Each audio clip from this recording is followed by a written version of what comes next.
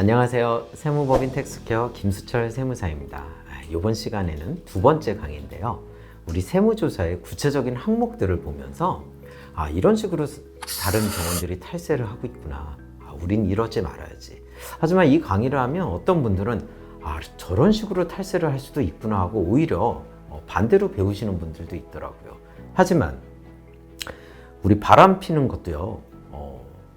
계속 피는 사람들은 안 걸리고 어쩌다 한 번 피는 사람은 걸리듯이 우리 탈세도요. 철저하게 하실 거 아니면 안 하시는 게 나아요. 그래서 원장님들 중에는 한 100분 중에 한 분 정도는 정말 이런 걸 잘 관리하시는 분들이 있으세요. 하지만 거기에 들어가는 노력이 어마어마합니다. 그래서 그런 노력은 차라리 병원 경영이나 진료 쪽으로 쓰시고 적정한 수준에서 세금 조사, 세무 조사나 세금 관리를 하시는 게 어떨까 합니다. 그래서 지금 오늘 드리는 가이드들은 일부긴 하지만 그래도 한번 참고를 해보시죠. 앞부분은 제가 매출 조사라고 했어요. 매출 조사는 한 세 부분 정도 구성이 되어 있는데 사실은 대부분의 병원들은 매출 조사를 거의 안 하세요. 국세청 조사관들이. 왜냐하면 매출 누락이 굉장히 힘듭니다. 특히 보험 청구가 대부분인 내과나 소아과, 이비인후과 같은 경우는 매출 조사 할 게 없어요. 왜냐하면 거의 다 건강보험공단에 청구를 하시기 때문에 환자들이 본인 부담금하고 건보공단에서 들어온 건보공단에서 청구분하고 합치면 그게 매출이잖아요. 그래서 대부분은 이제 그런 병가들은 매출 조사를 안 하고요. 물론 조사를 나왔기 때문에 일부 하기도 해요. 왜냐하면 우리 소아과나 내과 같은 경우도 비보험 매출이 있기 때문에 환자들이 100% 결제를 하는, 그래서 만약에 차트는 있는데 결제 내역이 없네? 현금 받았나요? 현금은 받았는데 현금 영수증 발행을 안 해드렸네요. 그러면 매출 누락에 걸리실 수가 있습니다. 이런 매출 조사를 굉장히 좀 철저하게 하고 싶어 하는 이유는요. 불과 2년 전까지는요. 10만 원 이상 진료한 거에 대해서 현금 영수증을 발행 안 했을 때 50% 과태료가 있으셨어요. 그래서 예를 들어서 성형외과가 한 현금 매출 누락이 한 1억이 걸렸다. 그러면 세금을 얼마나 내게 될까요? 1억에 대해서 50% 과태료를 냅니다. 5천만 원. 그리고 1억에 대해서 세율 곱하고, 세율은 한 4, 50%대 걸리실 건데 가산세 더하고 하면 한 6천 정도. 그래서 현금 매출 1억 누락에 한 1억 천 정도 과태료랑 세금을 내고 나면 굉장히 멘탈이 무너지고 병원을 접어야 되겠나? 그냥 다른 나라로 갈까? 이런 식의 굉장히 좀 충격을 받게 돼요.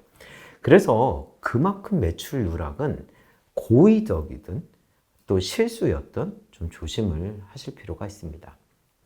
그러면 조사관들이 세무조사 나왔을 때 어떤 걸 보는지 맨 처음에 차트부터 볼게요. 오늘이 이제 조사 시작하는 날이에요. 특별조사라면 조사관들이 아침에 한 9시쯤에 한 10몇 명이 우리 병원으로 쳐들어옵니다. 그러면 일단 원장님을 찾으세요. 왜냐? 원장님이 사인을 해야 이런 증거물들을 그 사람들이 국세청에 가지고 갈 수가 있어요. 사인을 안 하면 못 가져가게 돼 있어요. 그래서 원장님을 찾는데 혹시 숨겨 놓으셔야 될 게 있으면 모자를 쓰시거나 옷을 갈아입고 일단 병원 밖으로 나오세요. 그러다 보면서 시간을 끌면서 이제 증거들을 좀 숨기기도 하고 하는데 요즘은 사실 그것도 굉장히 힘들어요. 조사관들이 워낙 좀 타이트하게 조사를 하기 때문에. 그리고 정기조사라면요. 몇 월 며칠에 오시겠다고 전화가 옵니다. 그러면 세무사, 병원 원장님, 그 다음에 병원 직원 이렇게 셋이 앉아 있고 조사관들도 꼭 3명이 같이 나와요. 거기 앉아 있고 그래서 이렇게 질문도 하고 그러면 제가 진료 차트나 우리 매출 장부 좀 봐도 되겠습니까? 이렇게 요청을 합니다. 그러면 저희는 조사 나올 줄 알고 있었잖아요. 한 2주의 시간이 있었잖아요. 그 사이에 잘 정리된 그런 차트를 줍니다. 그럼 이렇게 보다가 요 환자 차트는 좀 복사를 해도 될까요? 그러면 뭐 복사해 가세요. 보통은 이제 보험 청구를 하는 데들은 뭐 의사랑이라든지 이런 이제 청구 프로그램의 엑셀 자료를 다운받고요. 무작위적으로 한 사람을 찍어요. 그리고 그 사람 차트랑 비교해 봐요. 그래서 청구 프로그램에 있는 뭐 보험 시술이라든지 비보험 시술의 그 결제 금액과 이 차트에 나와 있는 진료나 이런 게 일치를 한다면 사실은 뭐 한 열 몇 개 정도만 샘플로 조사를 하고 넘어갑니다. 그런 식으로 조사가 일어나기 때문에 사실 우리가 어떤 진료 프로그램을 쓰신다고 하면 그 정리를 좀 잘 해 놓으셔야 돼요. 어떤 정형외과를 지난번에 제가 조사를 맡게 됐는데요. 굉장히 연세가 많으신 한 70 넘으신 원장님이셨고 그 밑에 원무과장님도 나이가 60이 넘으셔서 이런 엑셀이나 프로그램을 잘 다루지를 못하시는 분이었어요. 그런데 예약을 하고 또 어떤 시술을 다 입력을 했는데 그 중에서는 시술이 안 나간 것도 있고 취소가 된 것도 있었어요. 근데 그런 것들이 다 합쳐져 있다 보니까 우리가 실제 국세청에 신고한 매출 금액과 그 프로그램 안에 있는 매출 금액이 굉장히 좀 큰 차이가 났었어요. 그래서 결국은 굉장히 연세도 있으시고 해서 실수로 이렇게 다 프로그램 안에만 있을 뿐 실제 진료를 했거나 우리가 결제받은 금액이 아니다 해서 잘 넘어가긴 했는데요. 어떤 프로그램하고 이런 이 차트하고 좀 일치를 시켜놓는 그런 좀 노력이 필요한 지점이라 하겠습니다. 그래서 보통 일개부를 쓰는 병원들은 전자 차트가 없고요. 수기 차트가 있는 성형외과, 피부과에 좀 많은 형태입니다. 그래서 성형외과나 피부과 또는 교정치과 정도 이제 조사를 나오면 굉장히 이쪽 조사를 열심히 하세요.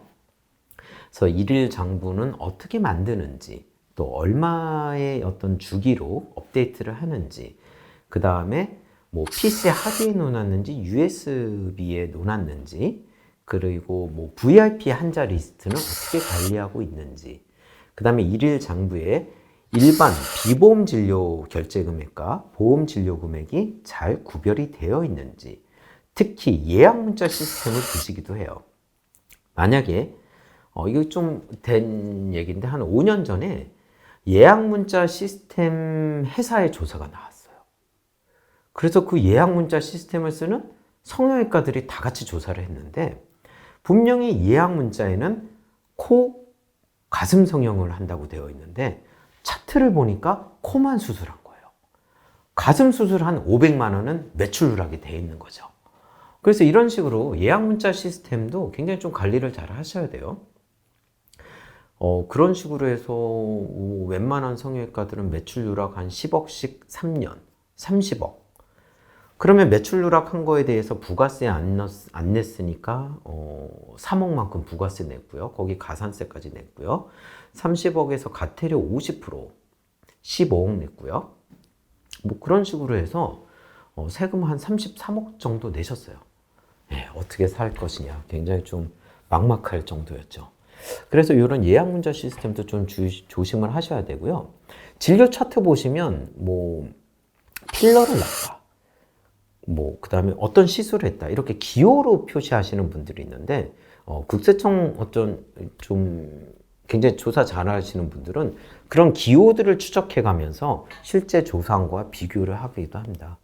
그래서 기호를 하실 때는 뭐 하라는 얘기가 아니라 굉장히 이것도 관리를 잘 하셔야 돼요.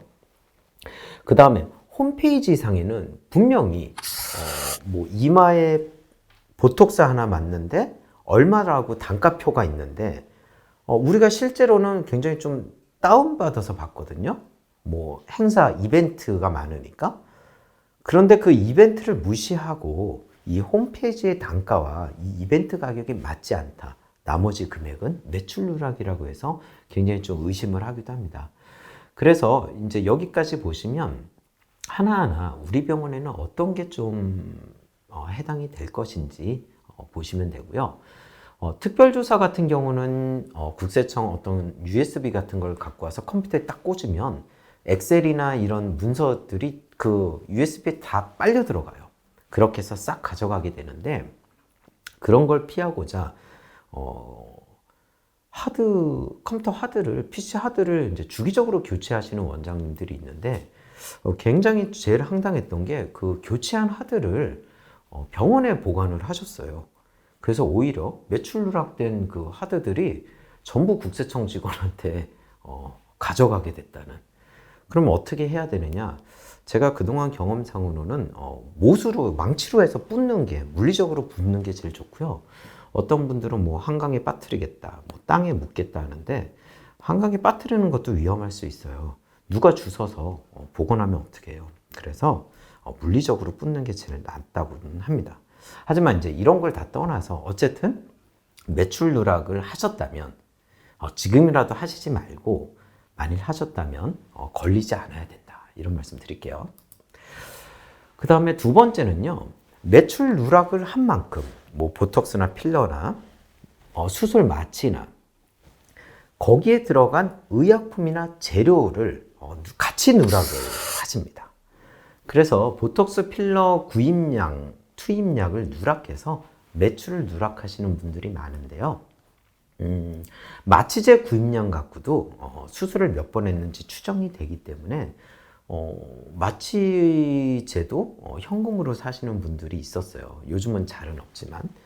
그 다음에 엑스선이나 CT, MRI 같은 것도, 특히 MRI나 CT 같은 거, 이런 사용 대장을 오히려 누락을 해서 이 환자가 우리 병원에서 진료받고 수술한 것 자체를 같이 누락하는 이런 것들을 옛날에는 많이 했는데, 사실 이 부분은 요즘 많지는 않아요. 근데 만약에 이런 부분이 있다고 하면 점점 이런 부분에 대한 조사는 고도화되고 있습니다. 예를 들어서 보톡스 뭐 CC나 유니트, 필러 뭐 CC나 유니트들을 계산을 해가지고 거기 단가를 곱해서 보톡스 매출, 필러 매출을 추정하는 그런 계산 공식이 이미 국세청에는 굉장히 좀 잘 확립이 되어 있어요. 그래서 이렇게 재료도 누락하고 매출도 누락하고 이런 것들은 좀 굉장히 좀 주의를 해야 된다, 이런 말씀 드리고요. 제가 이런 걸 하라는 말이 아니라 굉장히 조심해서 그런 의심을 사면 안 된다, 이렇게 말씀드리는 거예요. 이런 데가 있어요. 보톡스 필러는 다 결제를 했어요. 그런데 이걸 갖고 시술한 그 매출만 누락을 한 거예요. 그러면 사실은 보톡스를 5억치 샀으면 매출이 한 15억쯤 있어야 되는데 우리 병원 매출이 10억인 거예요. 그러면 오히려 조사가 나와요. 이만큼 재료를 사서 썼는데 매출이 왜 이거밖에 안 돼? 이제 그런 조사가 나오면 뭐 이벤트를 계속했다, 경쟁이 너무 치열해서 계속 깎아줬다, 뭐 1년치 결제를 해주셔서 50% 할인을 해줬다, 뭐 이런 얘기는 하지만 한계는 있습니다. 따라서 그런 구입 재료비 비율인데요, 매출이 있으면 그만큼 재료비가 있어야 된다. 이 정도는 좀 굉장히 좀 상식적으로 아시고, 굉장히 이 부분은 신고할 때마다 주의를 기울여서 매출 대비 우리 재료비가, 의약품이나 소모품 비율이 몇 프로인지 좀 주의를 하셔야 되는 거예요. 그 다음 세 번째, 차명계좌 조사가 거의 세무조사의 꽃이라고 할 수 있습니다. 보통 차명계좌는 가족들로 쓰세요. 그래서 보통 배우자분이나 형제, 그러면 아니면 형제의 배우자, 아니면 부모님, 이런 식의 차명계좌를 많이 쓰는데요. 차명계좌가 조사가 들어오면 절대로 용서해주지 않고 끝까지 팝니다. 그래서 이 중에 가장 우리가 뭘 조심해야 됩니까 했을 때는 차명계좌를 조심했어야 돼요. 최근까지도 병원 실장님이나 병원 그런 뭐 간호직이나 병원 직원들 차명계좌 쓰는 경우도 종종 있었는데요. 직원 차명계좌 쓰는 건 굉장히 걸릴 확률이 굉장히 높고, 또 직원과의 또 관계가 잘못됐을 때 차명계좌를 신고할 수도 있기 때문에 굉장히 좀 조심하셔야 돼요. 그래서 차명계좌만큼은 안 하시는 게 좋을 것 같아요. 차명계좌 조사는 뭐 난다긴다 하는 그런 세무사가 와도 저희가 대응이 안 됩니다. 그래서 요거는 차명계좌는 쓰지 말자, 이런 말씀 드릴게요. 이제 비용 조사를 한번 넘어갈게요. 그동안은 우리 매출은 어떤 것들을 좀 국세청 공무원들이 보나, 이런 얘기를 해왔고요. 그러면 비용은 어떤 부분을 좀 볼까? 하나씩 한번 볼게요. 세무조사가 오면 병원 같은 경우는 인건비를 가장 많이 따집니다. 그 중에 가공인물 인건비를 많이 따져요. 그래서 보통은요, 원장님의 가족들, 뭐 예를 들어서 부모님이나 처가나 아니면 뭐 남편 쪽 시부모님이나 형제들, 배우자들, 이런 분들이 실제 병원에서 일을 하지 않았는데 비용 처리를 위해서 인건비를 신고한 게 아닌가라는 조사를 굉장히 많이 하고요. 보통 연봉 기준으로요, 연 5천만 원 이상 지급을 하면 매년 소득세 신고할 때마다 왜 5천만 원 이상 신고했는지 소명하라고 날라와요. 그럴 때 가장 중요한 것은, 만약에 그런 가족분들 중에 의료 관련 자격증이 있다고 하면 굉장히 좀 소명하기가 쉽습니다. 굉장히 좀 억울한 경우가 뭐 예를 들어서 배우자분이 음대를 나왔어요. 예, 음악이라고 한다면 우리 병원하고는 큰 관련이 없을 것 같아요. 음대를 나왔는데 병원 경영부장으로서 2억을 받고 있는 거예요. 그러면 합리적으로 국세청에서는 합리적 의심을 하게 됩니다. 음대 나온 배우자가 병원에서 뭔 일을 하길래 2억을 받아갈까? 그래서 다른 직원들 급여를 봤어요. 그랬더니 그 병원의 실장이 연봉이 4천이야. 이렇게 실장이 4천을 받는데 배우자라고 해서 2억을 받는 건 1억 6천 정도, 또는 2억 전체가 아마 가공 비용일 것이다. 이렇게 해서 이제 조사가 들어오게 돼요. 그래서 이제 그런 좀 오해를 피하기 위해서는 그 배우자분이 간호조무사 자격증을 딴다든지 의료 코디네이터 자격증을 딴다든지 이런 노력이 있어야 됩니다. 그래서 사기를 치려도 좀 그런 준비가 있이 해야지, 그냥 무턱대고 우리 병원 소득률이 너무 높구나, 우리 와이프한테 그냥 2억 해야 되겠다, 이런 조사가 나오면 국세청에서는 그 배우자분의 개인 신용카드 쓴 걸 추적합니다. 그래서 분명히 병원에서는 월, 수, 금 일한다고 했는데 그 배우자의 개인 카드를 보니까 월요일, 수요일, 금요일 전부 다 현대백화점에 가서 카드 쓴 내역이 있는 것이에요. 그러면 국세청에서는 이거는 진짜로 가공이구나. 그리고 실제 일한 다른 가족들까지도 다 가공으로 의심하고 매년 이런 조사가 반복이 되게 되어 있습니다. 따라서 실제로 일하는 게 가장 중요하고요. 실제로 일한 증거를 남겨놓으셔야 돼요. 그래서 책상도 한번 사진 찍고 명함도 한번 찍어놓고, 명함 안 만드는 병원 많은데 명함을 꼭 만들어 놓으세요. 그 다음에 결제 서류들이 있어요. 예를 들어서 직원 급여가 나간다. 거기에 이제 사인하는 난이 있는데 거기에 배우자분 사인이 들어가야 되는 것이죠. 만약에 그런 식으로 이제 병원에서 실제 일한 증거가 있으면 웬만하면 넘어갑니다. 하지만 아까도 말씀드렸듯이 병원에서 일한다 했는데 개인 카드로서 뭐 여기저기서 병원과 상관없는 지역에서 카드 쓴 내역이 있으면 그런 거는 막을 수가 없어요. 그래서 이 가공인물에 대한 이 급여 신고가 굉장히 좀 중요하다. 최근에 또 얼마 전에는 뭐 제가 맡은 병원은 아닌데 비용이 부족하다 보니까 그 배우자분 친구들, 동네 아줌마들 그 신분증을 전부 모아다가 막 1,000만 원, 2천만 원씩 신고한 케이스가 있었어요. 굉장히 좀 너무 생각 없이 신고한 거죠. 그래서 그런 건 다 안 돼요. 다 걸려요. 그래서 이 가공인물 급여 신고를 굉장히 좀 조심해야 되고, 최근에 굉장히 좀 많이 들여다보고 있는 테마예요. 또 어떻게 해서 걸리냐면요. 병원에서 그러면 이제 그 지인한테 2천만 원을 붙였어요.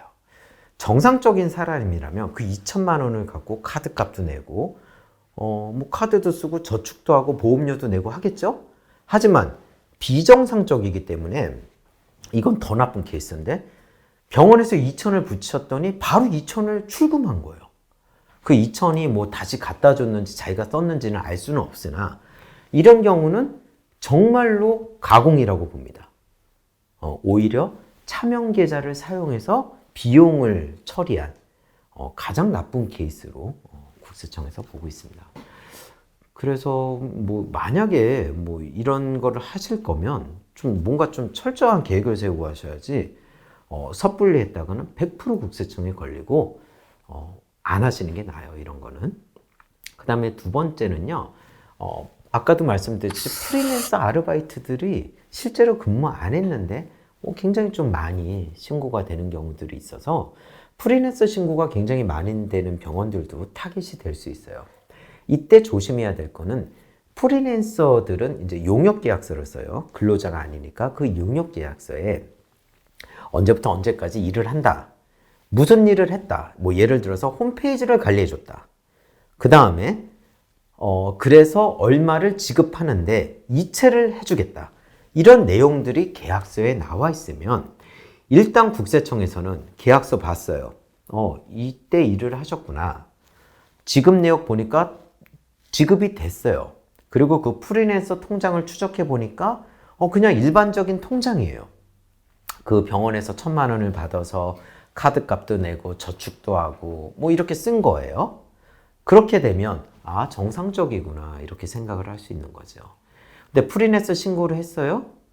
봤더니 홈페이지와는 전혀 상관없는 이런 그냥 주부예요. 물론 주부가 홈페이지를 만들 수는 있지만 좀 상관성이 떨어지죠.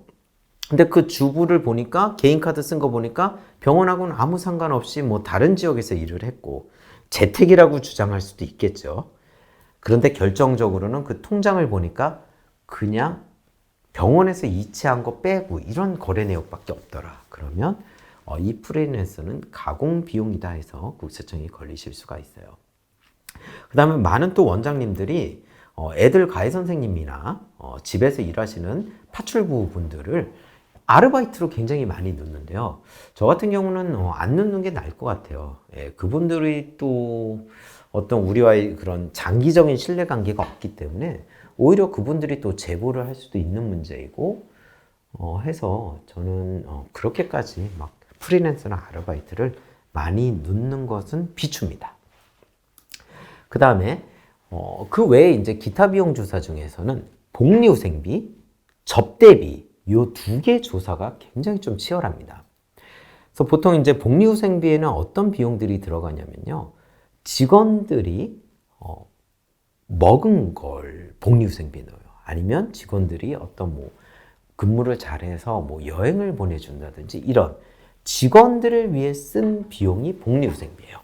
근데 보통은 이제 원장님이나 원장님 가족분들이 쓴 밥 먹은 거, 음료수 먹은 거, 술 마신 거, 백화점 간 거, 호텔 간 거 이런 부분들을 마치 직원들이 쓴 것처럼 해서 복리후생비에 많이 비용을 넣고 있습니다. 어느 정도는 국세청도 이해를 해요. 워낙에 세율이 높기 때문에 이럴 수 있겠구나. 또 어느 정도는 봐주기도 해요. 하지만 이 역시도 지나치면 100%다 털리는 수가 있어요. 예를 들어서 우리 병원은 일산에 있어요. 근데 우리 집은 압구정동 현대아파트예요. 그래서 이제 뭐 스타벅스 거나 했던 그 다음에 점심시간에 이제 뭐 파스타를 먹거나 그 다음에 뭐 빙수를 사 먹거나 했던 게 압구정 일대와 백화점에서 쓴 카드 내역들을 여기다 넣었다는 거예요. 그렇게 되면 조사관이 어떤 생각을 할까요? 이 일산의 병원에 있는 직원이 과연 점심시간 1시간 동안 일산에서 압구정동까지 와서 그 카드를 썼을 것이냐? 물론 썼을 수도 있어요. 그날 굉장히 뭐 병원 회식이 잡혀 있다든지 해서 하지만 그날은 보니까 진료가 많아요. 그럴 경우에는 100% 걸리는 거죠. 그래서 복리후생비에 들어가는 비용들도 원장님들이 좀 체크하실 필요가 있는데 체크하시는 분들은 그동안 제가 경험했던 한 500분 중에 딱 3분이셨어요. 야, 그 3분은 일부러 병원 근처로 집이 이사를 와서 집에서 쓰는 그런 것들도 마치 병원 근처에서 쓴 것처럼 이렇게 해놓으셨더라고요. 그래서 야, 세금에 대해서 진짜 철저하시는 분이구나. 저도 많이 배웠다. 이런 생각을 했습니다. 그러실 거 아니면 이런 비용들은 너무 많이 넣으시면 안 돼요. 제가 예전에 어떤 원장님이 실제로 살치살을 안 먹으면 진료가 안 돼요. 그래서 그 사모님이 맨날 백화점에 가서 일뿔뿔 살치살을 일주일에 한 100만 원치 사시는 분이 있었어요. 그럼 그것만 해도 400만 원이잖아요. 근데 그게 비용 처리가 안 됩니다. 왜냐하면 백화점에 산 고기를 직원들이 먹었다는 게 상관관계가 없는 거예요. 그랬더니 그분한테 이제 그런 말씀을 드렸더니 와, 병원의 일부 공간에 주방을 만드셨고요. 주방에 그 인덕션, 전기로 하는 인덕션을 설치하시고 후라이팬도 다 준비하셔서 마치 거기서 구워 먹진 않지만 직원들과 원장님이 먹은 것처럼 또 그런 시설을 만드셔서 그분도 500명 중에 그 3분 안에 들어가시는 분인데, 그래서 이제 본인이 먹는 그 살치살을 병원 직원들이 먹는 걸로 좀 준비를 하셨더라고요. 실제로 직원들한테도 많이 한우 선물을 하신다고는 하더라고요. 그래서 지금도 거기는 복리후생비로 처리하고 있는데 뭐 크게 문제는 안 되고 있습니다. 그 다음에 접대비요. 접대비에 가장 많이 들어가는 게 병원 직원들하고 상관없는, 또 병원 거래처하고는 상관없는 그런 가족 여행경비라든지 상품권 구매 비용이 굉장히 많이 들어가게 됩니다. 국세청에서는요, 접대비는 한도까지 정해줄 정도로 굉장히 규제가 심한 비용 과목이에요. 예를 들어서 접대비는 2,400만 원까지만 비용 처리를 해라. 기본적으로. 최근에는 그 한도가 좀 올랐는데 이 상황에 따라서 보통 바뀌고는 있어요. 근데 전통적으로는 2,400만 원을 국세청에서는 기본 한도로 정해놓고 있습니다. 그 외에 이제 매출에 따라서 올라가는데, 이런 소식을 접한 한 원장님이 사람도 안 만나, 지인이 별로 없고 친척도 없어서 경조사비도 안 나가. 그러니 결국은 접대비로 넣을 수 있는 건 상품권밖에 없더라. 그래서 상품권을 12월 29일 날 2,400만 원치 사셔서 그걸 전부 비용 처리를 해달래요. 조사가 나왔을 때 국세청에서 과연 이 2,400만 원을 접대비로 인정해 줄 것이냐? 국세청에서 이렇게 물어봅니다. 접대비 준 사람들 이름하고 주민번호 다 적어라. 그러면 인정해 줄게. 그 대신 그 준 사람들이 병원을 위해서, 병원의 거래처라든지 병원의 환자라든지 병원을 위해 일해주는 그런 병원 관련 사람들이어야 된다. 사실 아니었죠. 그 상품권 갖고 바로 다 TV 사셨더라고요. 그래서 이렇게 비용 처리하는 건 너무너무 위험합니다. 그래서 접대비에 뭔가 다른 비용을 넣으려면 상품권 같은 경우도 봄, 여름, 가을, 겨울에 명절 때 좀 나눠서 사시고 그 일부를 실제 거래처에도 주고 뭐 은행 담당자한테 주고 담당 세무사님한테 주는 것도 굉장히 좋은 방법인 것 같아요. 저도 한 번도 받아본 적은 없지만 만약 주시는 분이 있으면 제가 정말 최선을 다해서 아마 세무 신고를 할 수 있을 것 같습니다. 접대라는 게 원래 이런 거예요. 그 거래를 하고 있는 상대방들한테 거래를 좀 더 좋게 원활하게 하기 위해서 하는 게 접대거든요. 근데 사실 병원은 접대할 일이 거의 없습니다. 왜냐하면 그 고객이라고 하면 다 환자들인데 우리 환자들을 데리고 나가서 술을 먹이고 밥을 먹이고 상품권을 주고 하는 일이 몇 명이 있겠습니까? 그래서 사실 병원 접대비는 인정을 잘 못 받아요. 그래도 어느 정도 넣는다고 생각했을 때 요 정도는 넣는다고 생각했을 때는 좀 상품권도 띄엄띄엄 사시고, 경조사비 같은 경우도요, 이렇게 좀 이 엑셀을 잘 만들어 놓으시면 돼요. 옛날에는 접대비 중에 경조사비 같은 경우에는 이런 청첩장이라든지 뭔가 이렇게 종이 증빙이 있었어야 되는데 요즘은 다 카톡으로 보내기 때문에 카톡을 캡처해 놓으시는 분들도 있지만 캡처할 필요도 없다고 봐요. 그냥 엑셀에다가 몇 월 며칠 결혼식, 몇 월 며칠 금액은 20만 원. 왜냐하면 국세청에서 20만 원까지만 인정해 주거든요. 그럼 여기서 이제 원장님들이 또 질문을 하시죠. 실제 내가 저 친구하고는 옛날엔 친했으나 요즘은 연락이 드문다. 그래서 10만 원 할까 하다가 10년 만에 연락한 게 괘씸해서 5만 원만 했다. 그럼 5만 원으로 할까? 20만 원 할까? 물어보시는 분들이 있는데 저는 그냥 안 따지고 20만 원으로 처리는 해드려요. 왜냐면 국세청에서 뭐 5만 원인지 20만 원인지 그 상주한테 전화해서 확인할 건 아니기 때문에 20만 원 하는데 뭐 10만 원을 하셨든 20만 원 하셨든 5만 원 하셨든 이걸 잘 정리하셔서 주셔야 되고 세법에는 20만 원 넘게 하시면 전액 비용으로 인정을 못 받게 되어 있습니다.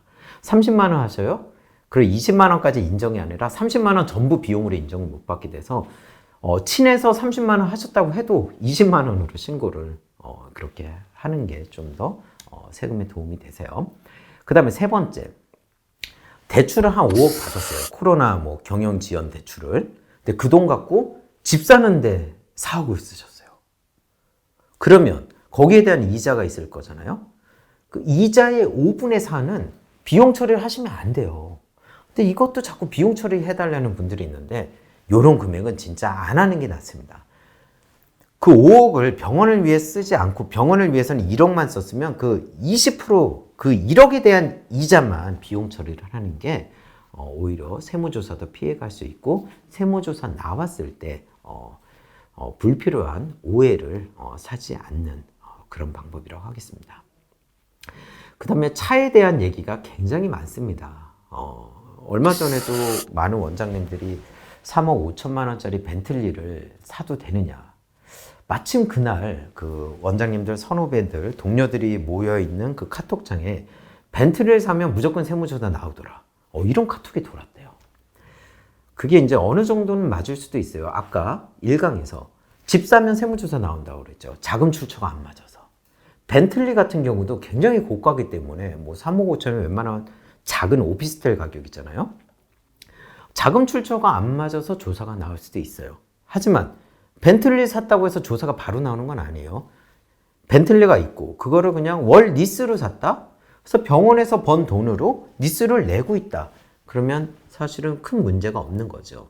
그래도 국세청에선 딴지를 겁니다. 과연 원장님이 이 병원에서 진료하시는데 벤틀리를 타고 다니실 필요가 있고 그 비용을 병원 비용으로 처리할 필요가 있겠느냐라는 이제 얘기를 할 수는 있죠. 그래서 원장님들이 그 출퇴근하는 차량은 원칙적으로 따지면 병원 비용으로 넣으면 안 돼요. 예, 병원하고 큰 상관이 없거든요. 앰뷸런스도 아니고 환자 이송용 차량도 아니기 때문에. 하지만 관례적으로는 원장님 한 분당 한 대는 그렇게 그냥 비용 처리를 하고 있습니다. 그러나 굉장히 좀 원리 원칙적인 조사관을 만나면 벤틀리는 비용이 부인될 수도 있어요. 물론 지금은 아무리 비싼 차를 사도 연 800만 원, 뭐 보험료 기름값 다 합쳐도 원 1,500만 원, 이 정도밖에 차량 관련 비용이 처리가 안 되고 있기 때문에 예전보다는 이런 고급 차량에 대한 비용에 대해서 이런 갈등이 좀 덜하지만 그래도 연 한도가 정해질 뿐 그걸 안 해준다는 게 아니라 쭉 해주는 것이기 때문에 굉장히 고급 차량에 대해서는 조사관들이 좀 많은 좀 얘기를 합니다. 그 다음에 기부금 같은 경우도 많은 얘기가 있는데 어떤 원장님들은 굉장히 독실한 기독교 신자신데 기부금 전부 절에서 끊어오시는 분이 있어요. 그래서 그런 분들은 좀 의심을 살 수는 있어요. 그 절에다 그냥 주고 기부금 영수증만 사다가 비용 처리를 한 것이 아니냐. 그래서 이런 특히 종교 기부금 같은 경우는 좀 조심해서 하셔야 돼요. 실제로 기부도 하시고 정확하게 기부금 영수증 받아다 하셔야지. 기부금 영수증만 파는 그런 종교기관들이 있어요. 그런데 잘못 걸리시면 그 종교기관 때문에 관련된 병원들은 다 조사를 받을 수도 있다. 그래서 굉장히 좀 조심하셔야 됩니다. 그래서 이 정도. 그 다음에 집 인테리어 비용 하셨을 때 병원으로 세금 계산서를 발행하셔서 병원 비용으로 하시는 분들이 굉장히 많습니다. 하지만 이때도 조심하셔야 될 거는 인테리어 세금 계산서까지는 잘 받았는데 세금 계산서의 품목에 한양 아파트 집수리 품목이 이렇게 되어 있는 거예요. 그럼 그건 조사관한테 가사 경비를 병원 비용으로 했다고 알려주는 꼴밖에 안 돼요. 그래서 물론 집 인테리어 한 거로 병원 비용으로 넣으면 안 되는데 혹시라도 그냥 넣고 싶다 하시는 분들은 그 품목을 병원 인테리어로 받으셨어야죠. 그래서 실제로 이런 게 걸리시는 분들이 많아요. 그 다음에 계약서를 또 제출하라고 해요, 국세청에서. 그 계약서를 제출한 걸 보니까 그 공사 항목이 다 집이야. 이런 것도 걸리죠. 그래서 아까도 말씀드렸듯이 진짜로 이런 부분을 갖고 탈세를 하실 거면 계약서, 세금 계산서 품목, 또 이체되는 통장 이런 게 좀 다 맞아야 되는데 그런 게 안 맞은 상태에서 괜히 비용 처리를 하시려다가 국세청에 오해를 사고 세금을 추징당하고 찍히고 이런 것들은 좀 피하셔야 되겠다 말씀드릴게요. 마지막으로 우리 세무조사의 꽃이라고 하는 자금출처조사입니다. 아까 말씀드렸듯이 PCI라고 하는데요.